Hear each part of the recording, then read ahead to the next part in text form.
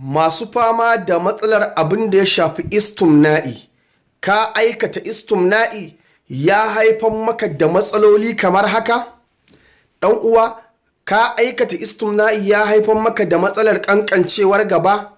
Ya haifar maka da matsalar fitar farin ruwa?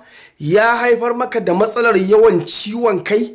Ya haifar maka da matsalar yawan zafin jiki? Ya haifa maka da matsalar yawan ciwon mara? Ya haifa maka da matsalar riƙewar gaɓoɓi?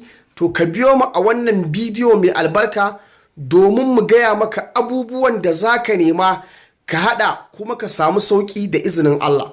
Muna da haɗaɗɗen ingantaccen magani wanda ka aikata masturbation ya haifar maka da cututtuka a jikinka, musamman ma'aurata wanda ya samu matsala ta ƙanƙancewar gaba, gabanka ya koma kamar na ƙaramin yaro saboda ka gajiyar da jijiyoyinka.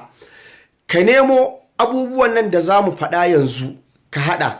Na farko, ka nemo hankufa. Na biyu, ka nemo garin habbatus sauda. Na uku, ka nemo namijin goro. Na hudu, ka nemo ganyen mangwaro. Ka nemo tafarnuwa, ka nemo citta. Ka haɗa waɗannan abubuwa guri ɗaya, ka tafasa su, ka tace, ka ringa zuba zuma cokali biyu duk kofi ɗaya, kana sha safe da daddare.